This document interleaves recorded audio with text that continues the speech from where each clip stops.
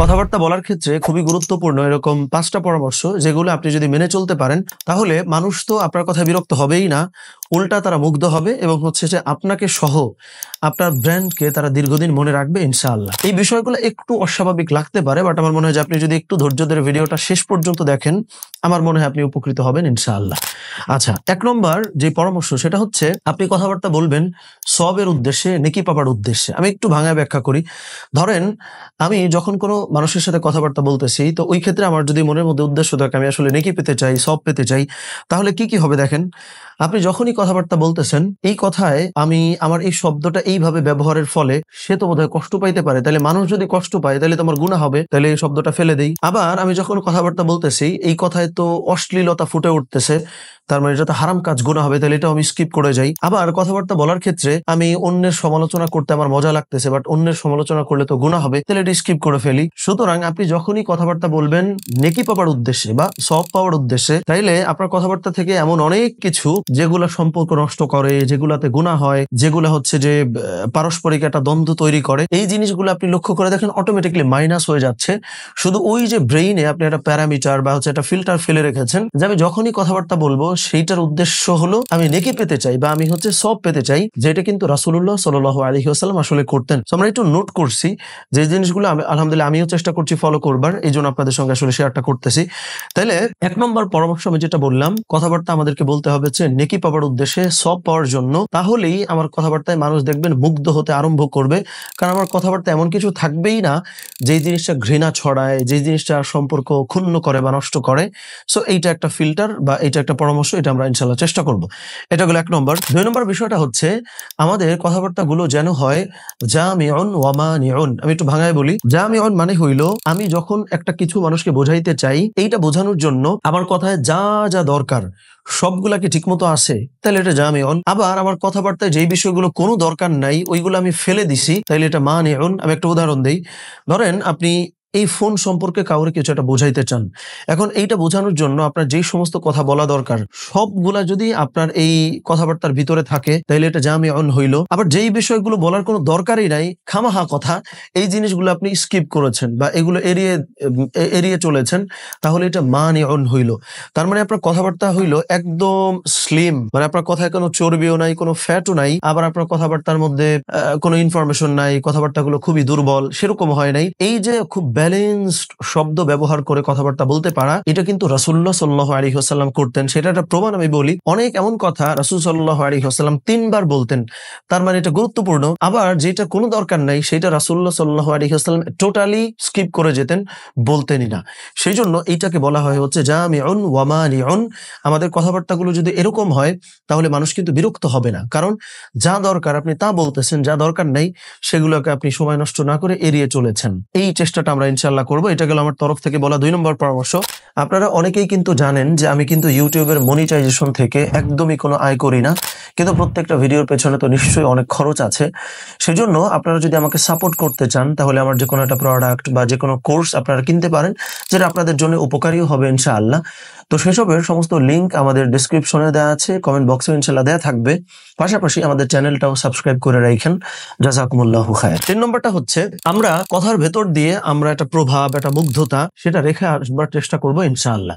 দেখেন ইব্রাহিম আলাইহিস সালাম আল্লাহ সুবহানাহু ওয়া তাআলার কাছে দোয়া করেছিলেন, 4টা জিনিস তার দোয়ার মধ্যে চেয়েছিলেন। তার মধ্যে খুবই গুরুত্বপূর্ণ একটা পয়েন্ট এটা ছিল যে আল্লাহ সুবহানাহু ওয়া তাআলাকে ইব্রাহিম আলাইহিস সালাম বলেছিলেন যে ওয়াজআল লি লিসানা সিদকিন ফিল আখিরিন, যে হে আল্লাহ পরবর্তী মানুষগুলোর মধ্যে আমার সুনাম সুখ্যাতি তুমি বজায় রেখো। তার মানে নবীদের একটা প্র্যাকটিস ছিল বা নবীদের একটা চর্চা ছিল, যখনই তারা কোনো কাজ করতেন, যখনই তারা কোনো কথাবার্তা বলতেন, তারা পজিটিভলি তাদের একটা ইমপ্রেশন অন্যের মধ্যে রেখে আসবার চেষ্টাটা করতেন। সেই জন্য আপনি যখনই মানুষের সাথে কথাবার্তা বলতেছেন এই ব্যাপারটা মাথায় রাখবেন যে আপনি এমন কোনো একটা কথা বলবেন, এমন একটা পরামর্শ তাদেরকে দিবেন, এমন একটা রিয়াকশন আপনি দিবেন যেই ব্যাপারটা কারোর না কারোর মনে যেন গেঁথে যায়।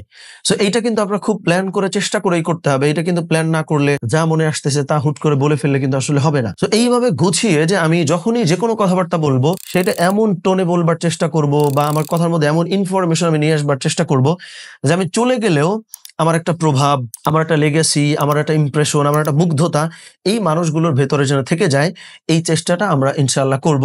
এটা গেল আমার তরফ থেকে বলা ৩ নম্বর পরামর্শ। ৪ নম্বর পরামর্শটা হইতেছে, যখনই আমি মানুষের সাথে কোনো কথাবার্তা বলবো তখন অন্যে যেন নিজেকে গুরুত্বপূর্ণ মনে করতে পারে এইভাবে কথাবার্তা বলা। তাহলে সংক্ষেপে যদি আমি বলি যে মানুষের সাথে কথা বলতে হবে তাকে হিরো চিন্তা করে। একটু উদাহরণ দেই, এমন অনেক মানুষ আমরা সমাজের মধ্যে আছি যে যখনই কারোর সাথে আমরা কথাবার্তা বলি বা কেউ যখন কথা বলে তখন এমন ভাবে সে কথা বলে সে নিজে যেন সব বোঝে, সে তার স্টোরি বারবার বলতে থাকে। যে কেউ আপনার কাছে একটা দুঃখ বলতে আসছে, আপনি বলতে শুরু করছেন যে আরে ভাই আমার সাথে তুমি তো জানো না আরো এরকম এরকম জিনিস ঘটছে।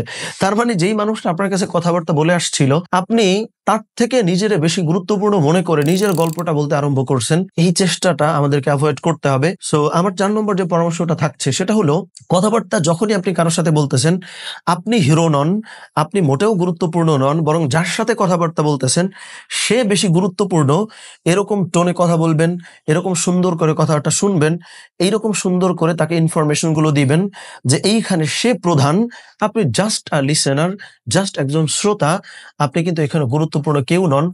এই চিন্তা করে বা এইভাবে প্ল্যান করে যদি কথাবার্তা বলেন সত্যিকারের অর্থেই মানুষ দেখবেন বিরক্ত হবে না, মানুষ মুগ্ধ হবে, আপনাকে দীর্ঘদিন মনে রাখবে ইনশাআল্লাহ। এটা হলো ৪ নম্বর পরামর্শ। সর্বশেষ ৫ নম্বর যে পরামর্শটা আমি বলতে চাই সেটা হলো, যখনই আমি কারোর সঙ্গে কথাবার্তা বলতেছি আমি তার কথা এই জন্য শুনবো না যে তাকে আমার একটা কথা বলতে হবে বা তাকে একটা রিপ্লাই করতে হবে, এইভাবে না, বরং আমি কথা শুনবই হলো তাকে বোঝার জন্য, বা আমি কথাটা শুনবই হলো তার ওই কথাটা বোঝার জন্য। তার মানে মানুষের সাথে কথাবার্তা বলে তাকে মুগ্ধ করবার জন্য ৫ নম্বর যে পরামর্শটা আমি দিলাম সেটা হলো, আমি কথা শুনবো বোঝার জন্য, বলার জন্য না বা উত্তর দেওয়ার জন্য না। এই চেষ্টাটা যদি আমি করতে পারি তাহলে মানুষ কিন্তু আমার সঙ্গে কথা বলে মজা পাবে, যে আমি তাকে শুনতে চাই, আমি তাকে বুঝতে চাই, তাকে আমি গুরুত্বপূর্ণ মনে করতে চাই, বা হচ্ছে যে তাকে আমি সম্মানিত বোধ করাইতে চাই। এই বিষয়গুলো আমার কথার মধ্যে যখনই চলে আসবে, চিন্তা করে দেখেন আপনার আলাদা করে কোনো এফোর্ট দিতে হবে না, এমনিতেই সে আপনার প্রতি মুগ্ধ হয়ে যাবে ইনশাআল্লাহ। সো পুরো ব্যাপারটা যদি আমি একটু সাম আপ করি, ১ নম্বরে আমি বললাম যে যখনই আমি কারোর সাথে কথাবার্তা বলবো এইটার আমার উদ্দেশ্য বা পারপাস হবে হচ্ছে নেকি হাসিল করা, সওয়াব পাওয়া। তাইলে এই ইন্টেনশনের কারণেই বাই প্রোডাক্ট আমার কথাবার্তাগুলো সুন্দর হয়ে যাবে, আমার কথা একদম গীবত বর্জিত হবে, কোনো উল্টাপাল্টা অশ্লীলতা কোনো কিছু আমার কথার মধ্যে ইনশাআল্লাহ থাকবে না। ২ নম্বর পরামর্শ যেটা দিলাম, আমার কথাবার্তায় যেন হয় জামিউন ওয়া মানিউন, মানে কথায় যা থাকা দরকার সেগুলো আছে, যেগুলো বাদ দেওয়া দরকার মানে উল্টাপাল্টা কথা, মানে একদম পেঁচায় টেঁচায় কথাবার্তা বলা, এরকম না করে স্ট্রেইট আমি যেটা বলতেছি সেটা আমি বোঝানোর চেষ্টাটা ইনশাআল্লাহ করতে পারবো যদি আমার কথা জামিউন ওয়া মানিউন হয়। ৩ নম্বরে যেটা বললাম, যখনই আমি কারোর সাথে কথা বলবো আমি এটা মুগ্ধতা রেখে আসবার চেষ্টা করব, সেইভাবেই যেন কথাবার্তা বলতে পারি। ৪ নম্বর পরামর্শটা হচ্ছে যে আমি হলো কারোর সাথে কথা বলবো তাকে ইম্পর্টেন্ট ফিল করাইতে যেন পারি, এই ব্যাপারটা মাথায় রেখে যে সে নিজেকে খুব গুরুত্বপূর্ণ মনে করবে, আমার সাথে কথা বলে নিজেকে সম্মানিত বোধ করবে, এইটা আমি ইনশাআল্লাহ এনশিওর করব। এবং সর্বশেষ যেটা বললাম, আমি যখনই কোনো কথাবার্তা শুনি সেইটা বোঝার জন্য শুনবো, বলার জন্যও শুনবো না বা উত্তর দেওয়ার জন্যও শুনবো না। এইভাবে করে যে ৫টা পরামর্শ আমি বললাম, এইভাবে যদি আপনি ইনশাআল্লাহ কথাবার্তা বলেন তাহলে সত্যিকারের অর্থেই মানুষ আপনাকে বা আপনার ব্র্যান্ডকে দীর্ঘদিন ইনশাআল্লাহ মনে রাখবে। মানুষ আপনার প্রতি মুগ্ধ হবে, মোটেও বিরক্ত হবে না ইনশাআল্লাহ। আল্লাহ সুবহানাহু ওয়া তাআলা আমাদের সকলকে এই যে কথাবার্তা বলার মতো বা কমিউনিকেট করার মতন এত গুরুত্বপূর্ণ একটা কাজ, এত পাওয়ারফুল একটা কাজ, এটাকে প্রপারলি বা যথাযথভাবে আমরা যেন সম্পন্ন করতে পারি সে তৌফিক আমাদেরকে দান করেন। আমিন। আসসালামু আলাইকুম ওয়া রাহমাতুল্লাহি ওয়া বারাকাতুহু।